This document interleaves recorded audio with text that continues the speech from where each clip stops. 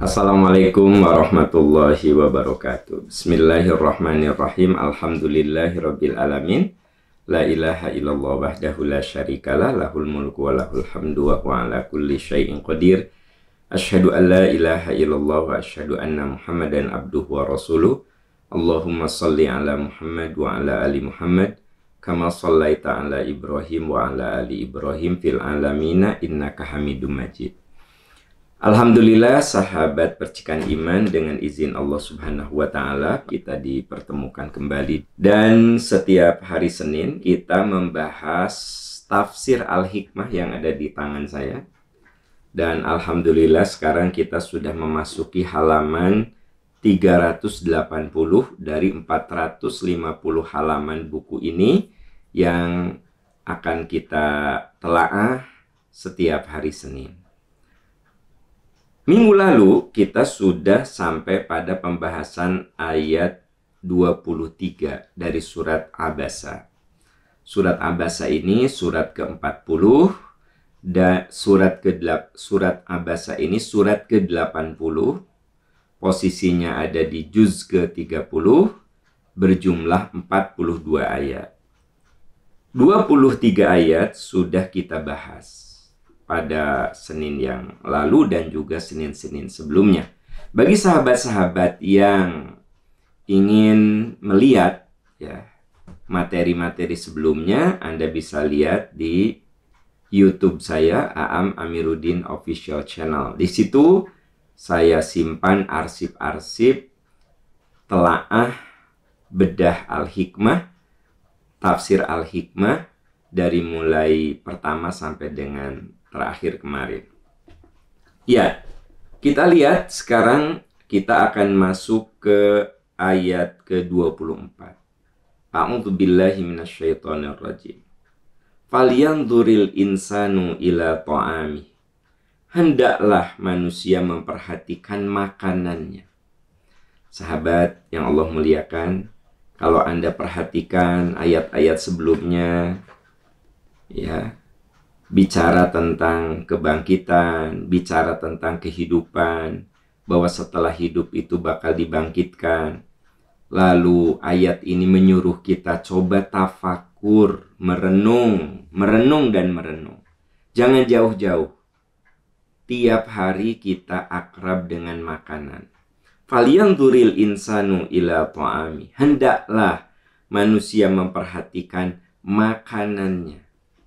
Sahabat yang Allah muliakan, makanan yang kita nikmati, makanan yang kita cicipi, makanan yang membuat tubuh kita ini sehat, kuat. Tapi juga ketika salah memilih makanan, ya tubuh kita juga bisa rusak. Makanya jangan sepelekan apa yang sering kita masukkan dalam perut kita. Kulu washrobu wala tusrifu. Makan, minum, jangan kamu berlebihan. Jadi rumus di dalam Al-Quran itu, silahkan makan, silahkan minum, jangan berlebihan. Jangan berlebihan itu ya sesuai dengan kadar umur kita, sesuai dengan kadar tuntutan tubuh kita. Silahkan konsul ke dokter. Yang namanya tubuh manusia itu yang penting nutrisinya tercukupi. Ya, itu yang disebut makan, minum, jangan berlebihan. Segala sesuatu yang berlebihan itu tidak bagus. Olahraga kan bagus, tapi kalau berlebihan itu overtraining, nggak bagus juga untuk tubuh kita. Air itu bagus, tapi kalau berlebihan juga belum tentu bagus untuk tubuh kita, apalagi kalau kita sudah bisa menemukan berdasarkan bantuan dokter ada organ-organ tubuh kita yang sebenarnya sudah melemah. Betul, minum itu bagus, air itu bagus, tapi kalau berlebihan juga jadi nggak bagus, gitu. Buah-buahan itu bagus, tapi kalau berlebihan juga jadi nggak bagus. Jadi sahabat tercinta, Allah memberikan satu arahan kepada kita. Falyanzuril insanu ila ta'ami. Hendaklah manusia memperhatikan makanannya. Kalaulah makanan itu sudah jelas-jelas halal, kulu washrobu wala tusrifu. Makan minum jangan berlebihan. Apalagi kaitannya dengan halal dan haram. Kita perhatikan jangan sampai ada yang masuk ke perut kita itu harta yang haram. Mengapa? Karena ketika kita memakan makanan haram, ada akibat yang kita rasakan, yaitu doa kita susah dikabulkan. Kan ada orang yang berdoa, tapi kenapa ya? Kok doa saya tidak dikabulkan? Ya coba perhatikan makanannya. Karena pernah zaman Rasul, ada orang yang yamuddu yadahi ila sama. Dia tuh mengangkat tangannya ke langit. Ya Rabbi, ya Rabbi, ya Allah kabulkan, ya Allah kabulkan. Kata Nabi SAW, orang ini berdoa sudah bagus, tapi sayang sekali, mat'amuhu haram, wa masyrabuhu haram, wa ghudhiya bil haram, fa anna yustajabu lahu.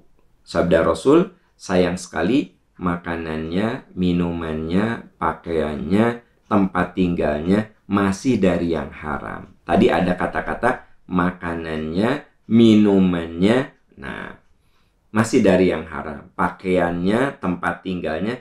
Nah berarti sahabat-sahabat tercinta, yang namanya haram itu ada dua. Ada haram zatnya, ada haram caranya. Kalau kita memakan makanan halal, zatnya, nah tapi kalau uang yang kita dapatkan itu dengan cara yang haram, nah berarti betul makanan itu halal. Daging ayam itu halal, bakso tahu itu halal, batagor itu halal. Tapi kalau cara mendapatkan rezekinya itu haram, nah ini juga akan berpengaruh. Jadi umat Islam itu harus memperhatikan, kita-kita ini harus memperhatikan caranya halal, zatnya juga halal. Nah itu yang akan mempermudah doa-doa kita terkabulkan. Karenanya mari kita bersihkan jasad kita, harta kita. Bersihkan jasad kita dengan ibadah. Kalau kita lagi saum, sahabat-sahabat sekalian, cenderung orang yang saum itu kan berat badannya turun ya. Cenderung kalau saumnya benar, pola makan dalam saumnya itu betul. Ya. Nah itu anggap saja mudah-mudahan membuang apa yang ada di tubuh kita yang haram. Boleh jadi dalam secuil daging kita, dalam setetes darah kita, dalam sehelai rambut kita ada yang haram. Nah kita bersihkan dengan saum misalnya. Harta kita juga dibersihkan dengan zakat, infak, sedekah. Walaupun kita ini sudah mendapatkan harta dengan cara yang halal, bekerja, tapi tetap saja sebaiknya kita mengeluarkan hak orang lain. Kita keluarkan zakat, kita keluarkan infak. Nah, tujuannya apa? Supaya bersih. Dan kalau bersih, makanan kita, insya Allah doa kita mustajab.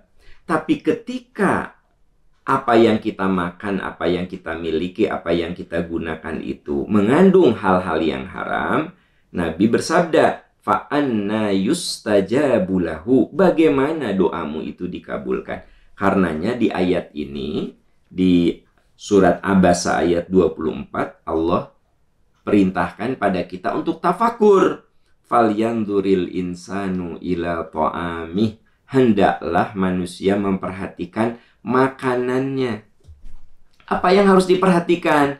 Pertama, caranya, cara mendapatkan makanan itu bagaimana? Uang yang digunakan untuk beli makanan itu bagaimana? Semoga halal. Nah, setelah halal, zat makanan itu bagaimana? Alhamdulillah halal juga. Nah, kemudian masuk ke tubuh kita. Apa yang dimasukkan ke tubuh kita? Bagaimana rumusnya? Jangan berlebih-lebihan. Kulu washrobu wala tusrifu. Makan, minum, jangan berlebihan. Jangan berlebihan. Jadi apapun lah bisa ditanyakan, bisa dikonsultasikan ke dokter gizi. Makanan apapun itu kalau sudah berlebihan mah jadi nggak bagus. Makanan yang kita sebut sebagai makanan sehat, kalau berlebihan mah jadi nggak bagus gitu. Nah, apalagi kita ini kan budaya kita makanan sehat juga jadi nggak sehat.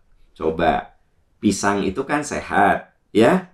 Nah, sama kita mah digoreng, goreng pisang. Nah, kan jadi kualitasnya jadi kurang bagus kan, jadi ada minyak di situ. Apel itu bagus. Nah, sama orang Indonesia mah si apel teh digoreng, keripik apel, keripik pisang. Nah, jadi belum lagi pada cara penyajiannya. Jadi sebenarnya firman Allah yang mengatakan falyanduril insanu ila ta'ami, hendaklah manusia memperhatikan makanannya, itu bisa melahirkan berbagai disiplin ilmu. Ya, kalau sayur-sayuran, nah coba usahakan sayuran yang tidak menggunakan racun-racun untuk membunuh hama. Nah, jadi kan ketika orang itu menanam sayur, ada yang organik, ada juga yang kimiawi gitu. Memang yang namanya sayuran itu pasti di situ juga akan tumbuh hama, ya. Nah, ada yang mengendalikan hamanya itu dengan pestisida, ada yang mengendalikan hamanya itu secara organik. Nah, ini juga kan hendaklah kamu perhatikan apa yang kamu makan. Terbayang tidak teman-teman sekalian, ya, bahwa ayat 1 ini kalau dikembangkan, wah, luar biasa. Jadi akan menumbuhkan berbagai ilmu, cara menyimpan makanan, cara mengawetkan makanan, cara membungkus makanan, cara memasak makanan. Wah, hendaklah manusia memperhatikan apa yang dia makan. Ya. Ini pastilah akan menarik, ya. Kan ada orang yang ahli di bidang packaging, bagaimana makanan itu dibungkus kuat lama, tapi tidak pakai hal-hal yang kimiawi. Bisa sebulan, bisa 2 bulan, tapi tidak ada unsur kimiawi. Nah, itu kan ada ilmunya. Ya, ada ilmunya. Lalu ketika kita punya makanan, lalu kita masak. Nah, supaya nutrisi yang ada di dalam makanan tersebut tidak rusak, bagaimana? Ada ilmunya. Kebayang nggak sama teman-teman? Dari mulai menanam, itu harus pakai ilmu. Memanen, pakai ilmu. Mempackaging, membungkus, pakai ilmu. Mendistribusikan, pakai ilmu. Ya, mencuci. Nah, ternyata mencuci sayur itu ada ilmunya. Bukan hanya sekedar kita bilang bersih, tapi ada. Misalnya airnya harus mengalir. Contoh sederhana, saya orang awam mengetahui bahwa kalau nyuci sayur tuh harus airnya mengalir, bukan dimasukkan dalam baskom di begitu-begitu sudah aja, tapi harus mengalir. Betul di baskom, tapi terus mengalir airnya. Itu contoh sederhana, teman-teman. Nanti memasaknya juga ada ilmunya. Kemudian apa? Memakannya. Kita memakan dari mulai mengunyahnya itu ada ilmunya.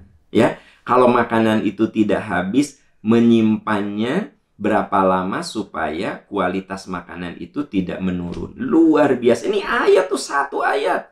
Falyanduril insanu ila ta'ami, hendaklah manusia memperhatikan makanannya.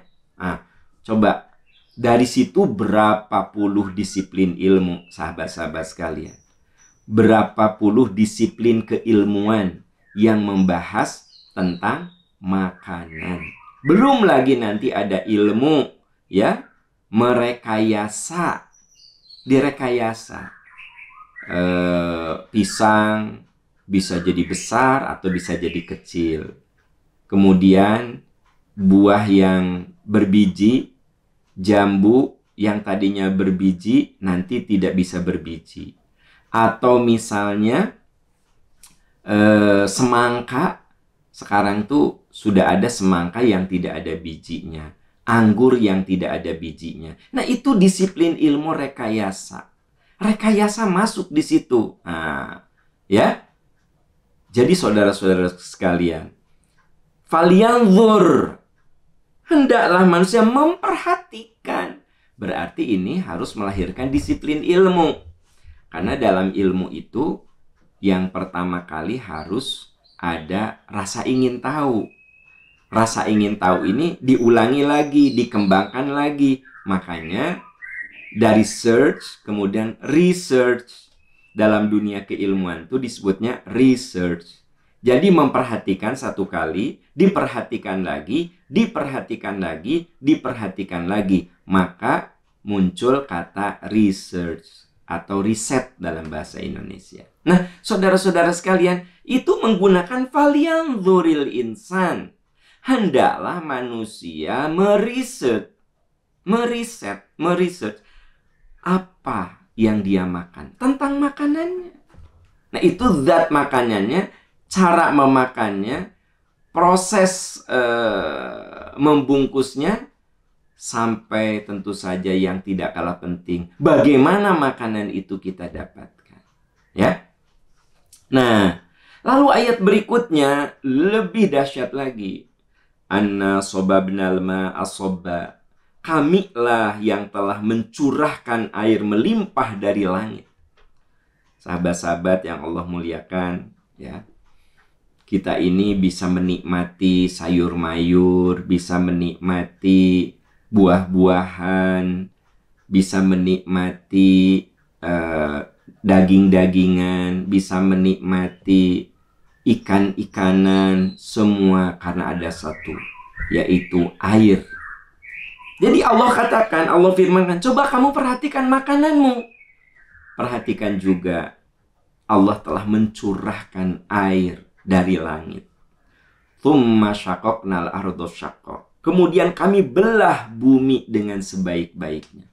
Jadi teman-teman sekalian, ternyata air itu bisa membuat, coba perhatikan kalau kita lihat di map, ya. Di map nih ada gunung, ada daratan, terus ada suit, ya. Oh, itu Sungai Citarum, ya. Oh, itu Sungai Mahakam. Oh, itu Sungai Musi. Tuh, dibelah bumi itu dengan air. Kemudian kami belah bumi dengan sebaik-baik. Apa yang dimaksud belah? Bumi itu dibelah. Nah, ya, di dalam kajian-kajian tafsir diungkap karena ayat sebelumnya itu anna sobabnal ma'a sobba, kami turunkan, kami curahkan air yang melimpah dari langit, diterima oleh bumi. Nah, air itu membelah bumi, jadilah aliran-aliran sungai yang sangat indah, saudara-saudara sekalian. Nah, makanya kami di Yayasan Percikan Iman menerima amanah wakaf dari saudara-saudaraku tercinta, dari sahabat Percikan Iman. Itu benar-benar ketika kita membangun masjid, ketika kita membangun infrastruktur yang ada di amanah wakaf itu tidak sembarang. Saya dan teman-teman kami tentu saja berkolaborasi dengan ahli-ahlinya. Ada ahli lingkungan. Sehingga masjid yang kami bangun, yang kita semua bangun, satu tetes pun tidak ada yang dibuang. Semua ditelan lagi oleh bumi. Jadi nanti sahabat-sahabat tercinta, kalau pandemi sudah berakhir, Anda datang ke Masjid Peradaban Percikan Iman, Anda bisa lihat. Jadi ketika air jamaah itu berwudu, nah itu ada serapan. Jadi dia tidak dibuang. Masuk dalam serapan buatan, ya, besar-besar. Kalau mobil kecil seperti ya Honda Jazz gitu mah udah bisa masuk. Nah, tentu saja dengan pengamanan yang sudah difikirkan. Jadi dari air wudhu itu teman-teman diserap lagi. Ternyata kalau lagi hujan misalnya penuh, kita ada bendungan. Jadi dari aliran-aliran di sekitar amanah wakaf itu akan mengalir ke satu bendungan mini, ya kan? Bendungan ini punya dua fungsi. Satu untuk irigasi, tapi juga untuk rekreasi bisa. Nah, jadi memang tidak ada yang terbuang air itu. Karena bagi kami di Yayasan Percikan Iman, air itu karunia dan sumber kehidupan.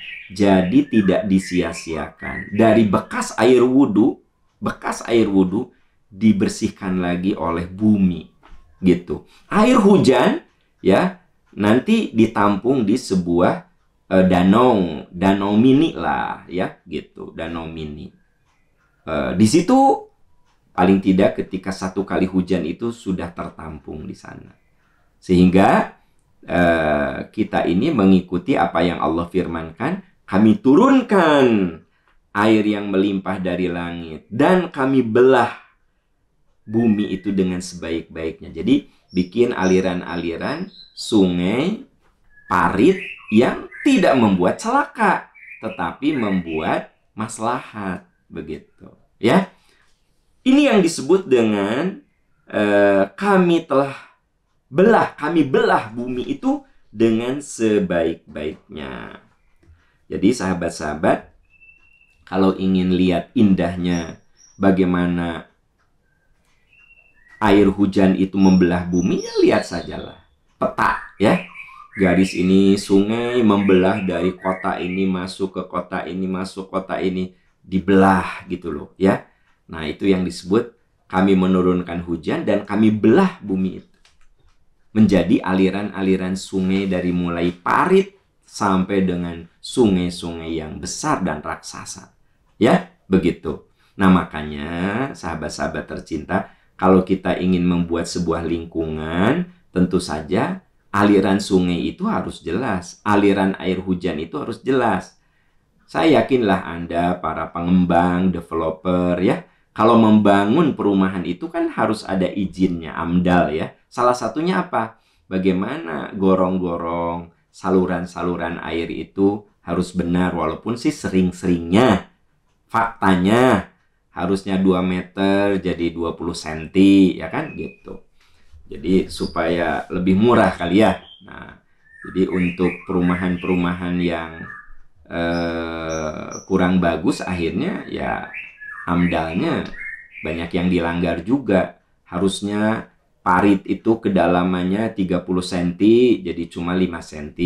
Harusnya 1 meter cuma setengah meter. Apa yang terjadi? Ya banyak perumahan-perumahan tuh banjir, ya kan gitu. Nah, itu kan karena ulah tangan kita. Allah firmankan, kami turunkan hujan, dibelah bumi itu. Maksudnya apa? Coba kasih saluran yang membuat itu tidak madorot, begitu. Nah, ini yang di amanah wakaf Percikan Iman tuh kami amalkan dalam sebuah wilayah ya gitu, wilayah yang menjadi contoh dan miniatur peradaban. Makanya kita menyebutnya juga Masjid Peradaban, amanah wakaf untuk membangun peradaban. Yang dimaksud peradaban itu sampai-sampai urusan yang begini justru menjadi pusat perhatian yang sangat besar. Kita konsul pada orang-orang yang ahli pada bidangnya. Beliau-beliau sekolah ya setinggi-tingginya, rata-rata PhD ya, bergelar doktor, sudah jadi peneliti. Nah, kita minta, coba kami mau membangun sebuah wilayah yang akrab dengan alam, yang menyatu dengan alam. Bagaimana caranya? Nah, beliau-beliau itu yang ahli-ahlinya memberikan arahan. Begini. Memang kalau bicara biaya itu jadi mahal, memang jadi mahal. Tapi kita akan mengikuti sunnatullah, yaitu apa? Kami turunkan hujan, kami belah bumi. Jadi kita kudu bisa menunjukkan arahnya kemana itu air. Ya, kemana? Karena setelah turun itu sebagian diserap oleh bumi, tapi kan ada juga yang tidak terserap. Mau dikemanakan? Nah, makanya kita buat bendungan di wilayah amanah wakaf itu. Ya, doakan saja sahabat-sahabat. Ini semua karena kontribusi teman-teman semuanya. Yang tiap akhir acara selalu saya ajak. Kami bukan hanya membangun masjid semata, tapi membangun miniatur peradaban gitu loh, ya. Membangun miniatur peradaban. Nah, dari mulai tadi ya, unsur lingkungan kita perhatikan sejeli mungkin, seteliti mungkin, ya. Kenapa? Karena menurut Al-Qur'an itu yang akan menciptakan kemaslahatan. Kenapa banyak sekali kemadorotan, banjir sana, banjir sini? Ya itu karena ulah tangan kita. Ma'asoba min musibatin illa bima kasabat aidikum. Seringkali terjadi musibah itu karena ulah tangan kamu. Karena kelakuan kita. Kita tidak menyatu dengan alam. Kita melawan alam. Ya, apa yang terjadi? Kemadorotan untuk kita. Nah, ini yang dijelaskan di dalam Al-Quran. Kami turunkan hujan dari langit. Kami belah bumi. Ya. Artinya pelajaran bagi kita. Coba buat saluran-saluran yang membuat tidak madorot untuk kita. Buat serapan-serapan yang nanti ketika musim kemarau itu menjadi cadangan air kita. Kita seringkali madorot dengan kemarau yang panjang. Itu karena kelakuan kita.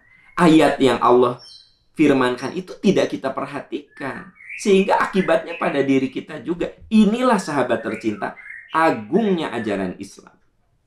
Nah, lalu setelah Allah berfirman tentang air hujan, tentang sungai, ya, air hujan yang mengalir, membelah bumi, ya, membuat saluran-saluran dari mulai saluran kecil sampai sungai yang besar-besar. Fa'ambatna fiha habba wa inaba wa qadba wa zaituna wa nakhla wa hada'iqa gulba wa fakihata wa abba mata'an lakum wa li an'amikum. Lalu di sana kami tumbuhkan biji-bijian. Jadi dengan walaupun kita punya benih yang bagus, benihnya bagus, tapi kalau yang tadi air hujan, tanah, tidak kita kelola dengan bagus, lalu biji-bijian itu akan tumbuh subur tidak? Tidak akan subur, teman-teman sekalian. Tidak akan tumbuh dengan baik, tidak akan berbuah dengan baik. Makanya Allah firmankan dulu tentang sumber yang pertamanya. Apa? Air. Anna sobabnal ma'a sobba. Allah firmankan air dulu. Lalu apa? Tsumma syaqaqnal arda syaqqa. Air itu membelah bumi. Dibuatlah saluran-saluran, irigasi-irigasi. Baru setelah itu fa'ambatna fiha habba wa inaba wa qadba. Di sana kami tumbuhkan biji-bijian, anggur dan sayur-sayuran. Saudara-saudaraku tercinta, indah kan? Jadi sebelum kita bicara tentang menanam sayuran, sebelum kita berbicara tentang menanam biji-bijian, pertanyaannya, sumber kehidupan sayuran dan biji-bijian tumbuh-tumbuhan itu dari mana airnya? Kualitas airnya seperti apa? Nah, makanya yang disebut dulu itu adalah air tanah, baru bicara benih. Kan secara saya orang awam gitu, memang masuk akal, teman-teman sekalian. Di sini ada orang Ciamis nggak? Orang Ciamis. Dulu, ya, karena ibu saya dari Ciamis, itu yang namanya ikan gurame Ciamis itu nomor 1. Jadi agak manis, tidak bau tanah. Jadi memang beda rasanya gurame Ciamis itu. 20 tahun lalu, 30 tahun lalu, ya, di depan rumah saya itu, di depan rumah ibu saya, itu ada balong, ada kolam. Sebelah kolam itu ada sungai. 30 tahun lalu, tidak pernah kering itu sungai, dan tidak pernah kering itu kolam. Dan rata-rata orang Ciamis itu, di depan rumahnya tuh punya kolam, ya.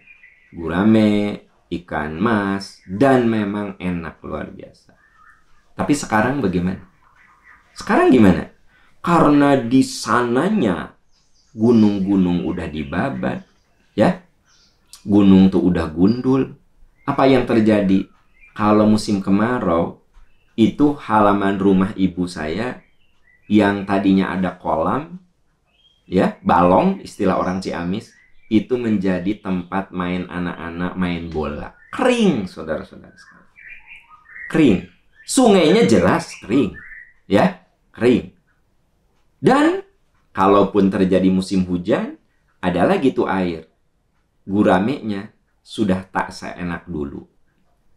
Ikan masnya udah nggak seenak dulu. Biasa aja, nggak ada istimewanya itu, gurame Ciamis itu. Nah, mudah-mudahan kalau di tempat lain, ya Ciamis bagian lainnya, ya mungkin saja kalau airnya masih bagus, itu masih terkenal dengan gurame Ciamis. Sekarang tuh, ya yang saya rasakan di kampung saya, di kampung ibu saya, udah nggak enak lagi. Kenapa? Nah, balik ini mah contoh. Airnya, teman-teman sekalian. Airnya yang tidak kita bisa kelola dengan bagus. Tanahnya tidak kita kelola dengan... Apa yang terjadi? Ternak jadi nggak bagus. Biji-bijian jadi nggak bagus. Sayur-sayuran jadi nggak bagus. Jadi kalau kita ingin beternak, ingin menanam sayur-sayuran, ingin menanam apapun, coba tanya, sumber airnya dari mana? Bagaimana? Nah, sekali lagi, maaf saya harus ceritakan. Itulah yang kita program di Amanah Wakaf Percikan Iman tuh lama itu mendiskusikan. Sampai akhirnya kami memutuskan membangun sebuah tempat penampungan air. Ya, kolam besar lah gitu. Kalau ingin bahasa kerennya ada bendungan. Bendungan untuk pengairan. Dan itu akan manfaat juga. Bendungan itu untuk pengairan masyarakat di sekitarnya. Paling tidak kolam-kolam itu tercover oleh bendungan yang kami buat, teman-teman. Nah, nantilah Anda harus datang ke sana. Nanti kalau sudah COVID selesai ya. Dan sekarang juga memang masih terus dalam progres. Nah, makanya saya ajak. Ketika Anda berwakaf, dan kami akan kelola dengan sebaik-baiknya untuk membangun peradaban. Masjid Peradaban Percikan Iman. Masjid itu simbolnya. Nah, masjid itu merupakan magnetnya untuk supaya lingkungan sekitarnya itu terberkahi oleh masjid yang menjadi inspirasi peradaban. Dimulai dari apa? Ya lingkungan masjidnya. Masjid masa ya untuk yang difabel nggak kondusif. Insya Allah kami ini untuk yang difabel juga sudah kita siapkan. Kemudian masa air masjid ya terbuang begitu saja. Nah itu kan semua harus dipikirkan. Ini tuh inspirasinya dari Al-Quran, teman-teman sekalian. Fa'ambatna fiha habba wa inaba wa qadba. Kami tumbuhkan biji-bijian anggur dan sayuran-sayuran, zaitun dan pohon kurma, kebun-kebun yang rindang, buah-buahan serta rumputan. Nah, itu kan bicara tentang berbagai macam hal, ya kan? Begitu. Teman-teman sekalian, sahabat Percikan Iman, ada nggak di antara Anda yang saat umroh atau haji datang ke kebun kurma? Ya, kan di situ ada aliran sungai. Jadi jangan Anda kira yang namanya kebun kurma itu tidak disiram. Di setiap kebun kurma itu ada aliran sungai. Anda yang pernah umroh atau haji biasanya dibawa ke kebun kurma. Banyak juga orang yang penting mah beli kurma. Tapi ada juga yang kebun kurma itu kayak apa sih? Berfoto di kebun kurma dan diamati. Dan saya suka menunjukkan pada jamaah, Bapak Ibu, nih coba lihat nih, lihat tuh airnya, ya jernih sekali, airnya jernih. Dan itu mengitari, membelah perkebunan kurma. Jadi kurma saja, teman-teman, yang tumbuh di padang pasir, yang panas, yang kalau di musim panas itu sampai di 50 derajat Celcius, tetap saja ya, dia akan subur itu kalau di sekitarnya ada aliran sungai. Makanya di sini ada kalimat. Kenapa saya ceritakan begitu? Karena kan pohon kurma itu akrabnya dengan Jazirah Arab. Dan Jazirah Arab itu kan luas sekali. Nah, kota yang yakinlah oleh banyak umat Islam dikunjungi itu Mekah, Madinah kan. Makanya saya kasih contoh itu, coba di Madinah. Banyak kan kebun kurma, itu ada aliran-aliran sungai. Kalau Anda perhatikan. Tapi masalahnya kenapa? Asal nggak ada. Ya ada Anda mah fokus. Nah, karena balanya itu udah, ya kan gitu. Dibawa, ayo ibu, bapak ke sini nih, akan saya jelaskan. Nah, dari 100 orang, 20 orang, yang 86 mau berebut. Ya, nimbangan korma, nyobaan apa, nyoba eh, makanan-makanan di situ. Karena katanya, kata guide-nya, apa yang masuk ke perut halal, apa yang masuk ke plastik harus bayar gitu. Jadi budaya di sana, kalau ke kebun kurma, apa yang masuk ke perut, maksudnya Anda nyoba kurma itu, kurma ini, kurma itu halal. Tapi apa yang masuk ke plastik, itu harus Anda bayar. Ya, walaupun 3 biji, 4 biji, kalau masuk plastik, harus bayar. Walaupun 10 biji, masuk ke perut, tidak perlu bayar. Nah, banyak jamaah kalau diajak, ayo lihat kebun kurma, akan saya jelaskan. Dari 180 tergoda belanja 20. Nah, makanya ada yang umroh beberapa kali. Oh gitu? Oh ada gitu? Di kebun kurma itu sungai kecil parit ada gitu? Ada, teman-teman sekalian. Ada. Nah, makanya di sini ada kalimat, di sana kami tumbuhkan biji-bijian, anggur dan sayur-sayuran, zaitun dan pohon kurma, dan kebun-kebun rindang, dan buah-buahan serta rerumputan. Semua ini berawal dari anna sobabnal ma'a sobba. Kami turunkan air hujan dari langit, thumma syaqaqnal ardo syaqqa. Kami belah bumi dengan aliran-aliran sungai itu, supaya aliran sungai itu digunakan untuk supaya biji-bijian yang kita tanam tumbuh subur, sayur-sayuran, anggur, kurma, ya, dan bahkan akan membuat hadayak, kebun-kebun itu menjadi rindang. Wa fakihata wa abba, buah-buahan dan rerumputan juga akan bagus. Mata allakum wali an'amikum. Semua itu untuk kesenanganmu dan untuk hewan-hewan ternakmu. Nah, ada kalimat mataan, kesenanganmu. Bapak Ibu, manusia itu makhluk yang oleh Allah diberi fitrah, senang dengan buah-buahan, senang dengan kebun yang rindang, senang dengan sayuran yang apa? Yang segar, ya kan gitu. Senang dengan makanan-makanan yang dari alam. Itu sunnatullahnya manusia itu senang gitu. Makanya bagi orang-orang yang cukup berada, ya, yang berduit begitu, rumahnya itu selalu ada taman, ada pohon yang rindang, ya, karena halamannya gede kan. Nah, orang-orang yang berduit kan pastilah ingin ada miniatur sungai di situ, ada kolam ikan di situ, ya kan gitu. Bahkan ada mini zoo di belakang rumahnya, ada mini golf kalau orang kaya, ya gitu. Rumahnya dia tanahnya bisa sampai 2000 meter, ya tentu saja biasanya tidak mungkin diaspal gitu, ya, atau dikasih batu. Enggak, coba Anda lihat orang-orang kaya yang rumahnya sampai ribuan meter, pasti di situ ada hutan, ada apa, pepohonan, ada miniatur kebun, ya kan begitu.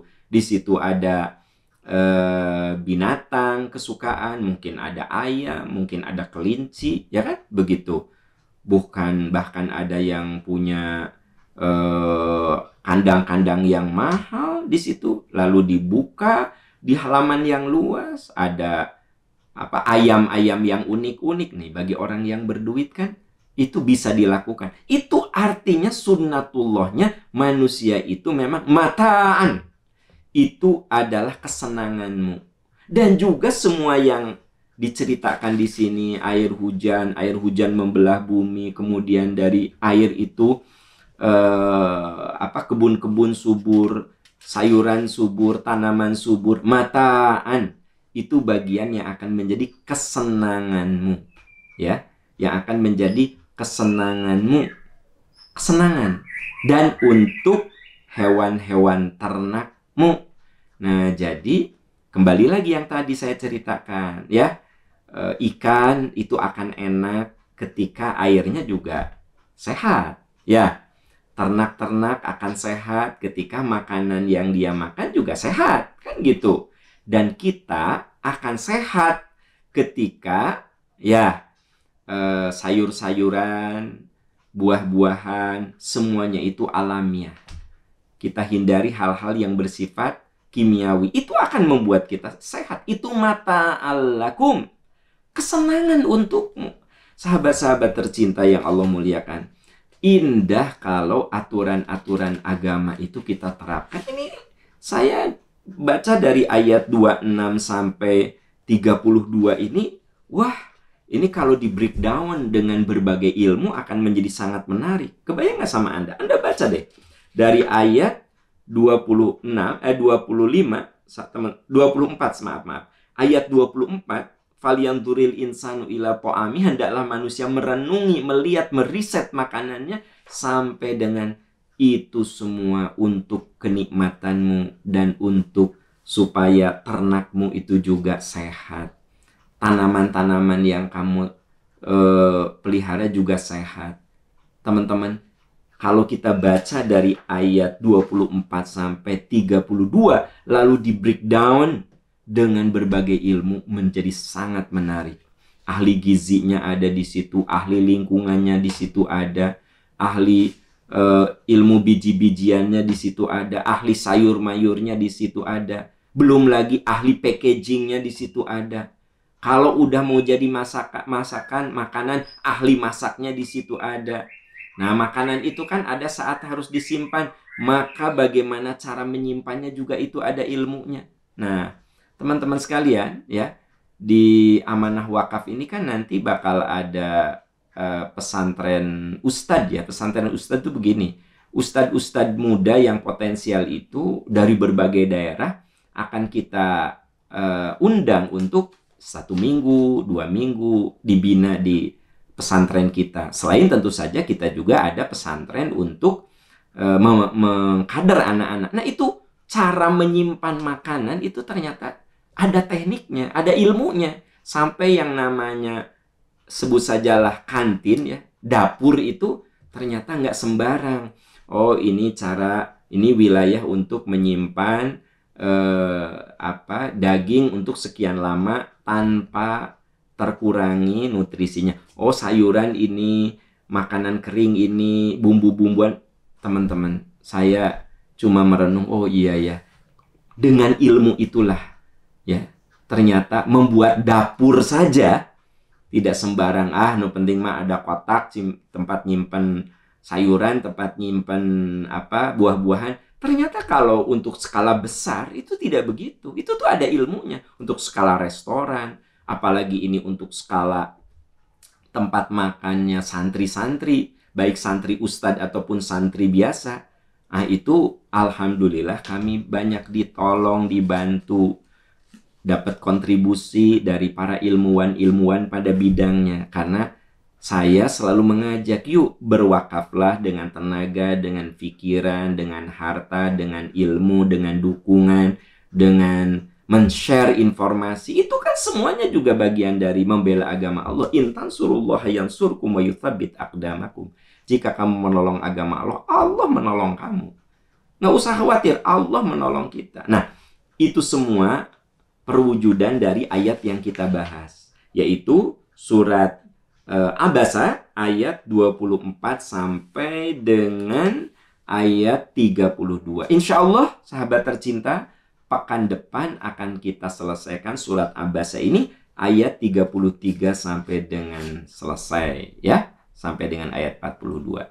Semoga Allah memberkahi kita, menolong kita, selalu melindungi kita semua. Semoga anak cucu kita menjadi anak cucu yang soleh, yang sehat, yang cerdas, yang bisa menghadapi tantangan zaman. Semoga kita semua diwafatkan oleh Allah dalam husnul khotimah, selalu dibimbing dengan hidayahnya. Subhanaka Allahumma wa bihamdika, asyhadu an la ilaha illa anta, astaghfiruka wa atubu ilaik, walhamdulillahi rabbil alamin. Wassalamualaikum warahmatullahi wabarakatuh.